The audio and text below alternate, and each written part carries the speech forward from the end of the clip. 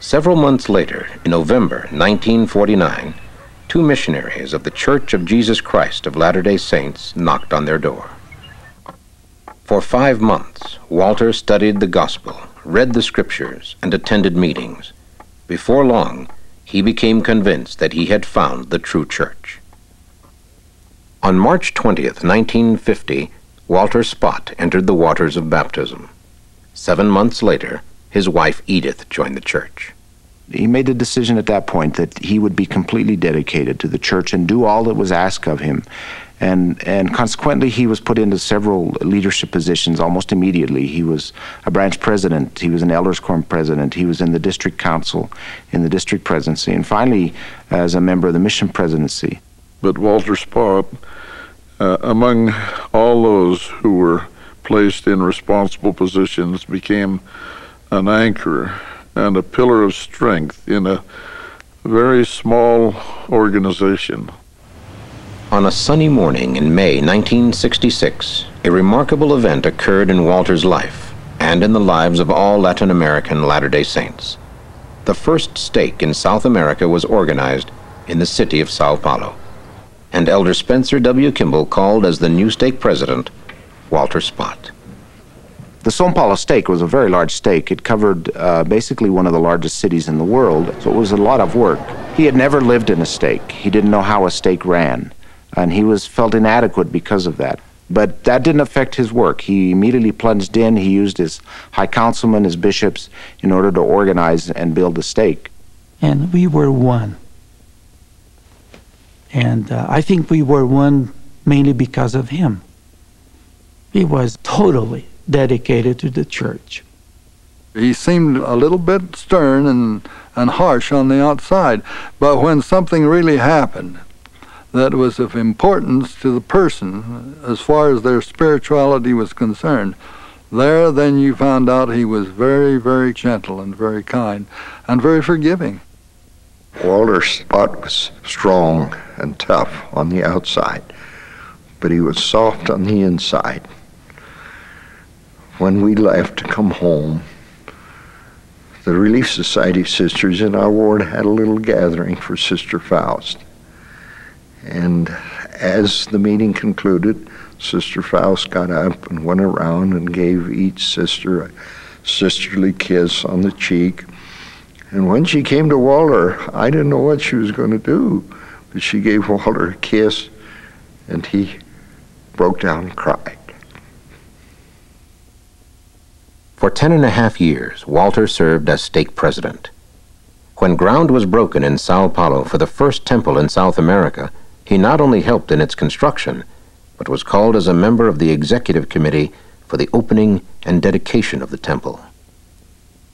He designed exquisite furniture for the temple and later, after serving as a regional representative, was called as a counselor in the temple presidency. Walter and Edith were serving as temple missionaries when Walter was stricken with cancer and became bedridden for the first time in his life. After a 7-month struggle, Walter Spott died on May 15, 1989. When he joined the church, there were about 800 members of the church in Brazil.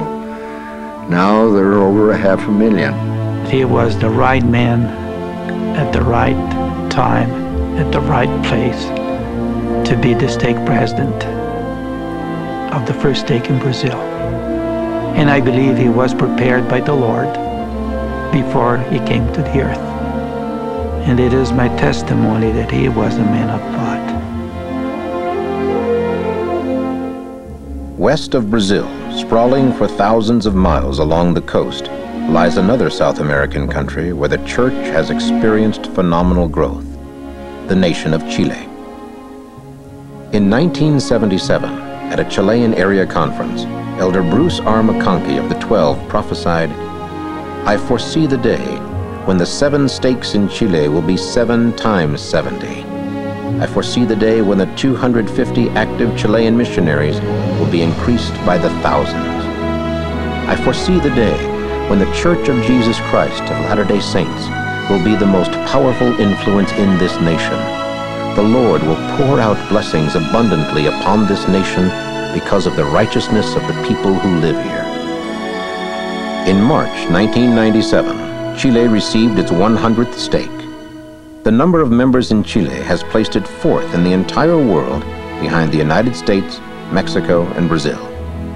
Today, 1 out of every 20 Chileans is a Latter-day Saint.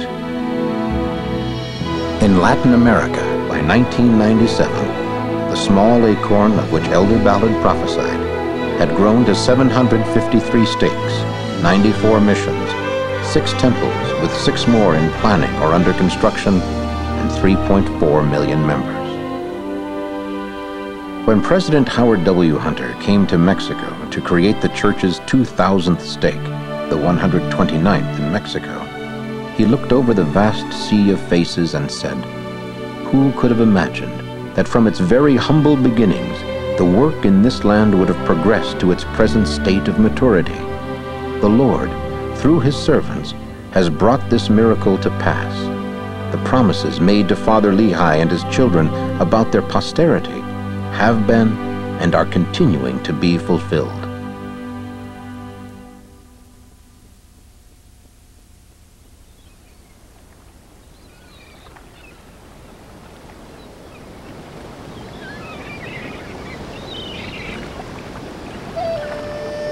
On July 14th, 1949, a small group of Latter-day Saints stood atop Victoria Peak, the highest elevation in Hong Kong.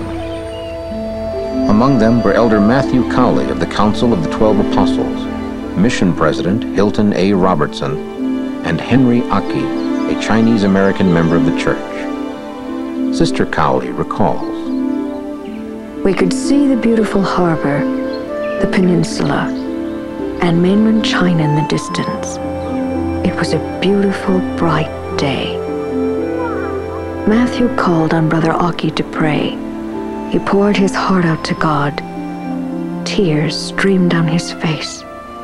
He was the only Chinese in all those millions who held the priesthood, and he felt it keenly. Then Matthew dedicated the land. When he finished, there was a dead silence. The Holy Spirit enfolded all of us and the land. Then Matthew said, 'I feel that these Oriental people will accept the gospel readily, and in due time, there will be a temple built here to the Most High.' That was a thrilling moment."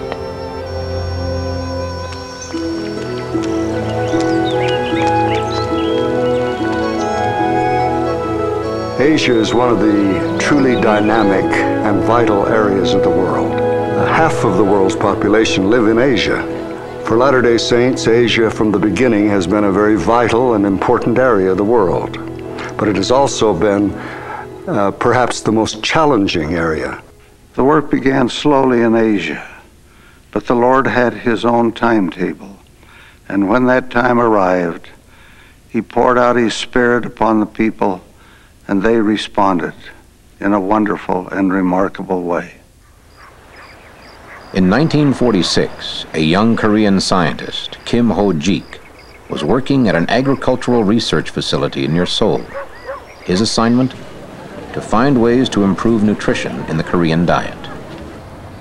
The president of South Korea, Syngman Rhee, learned of the work of this gifted young scientist and proposed sending him to America to study more efficient ways of feeding their country's malnourished population.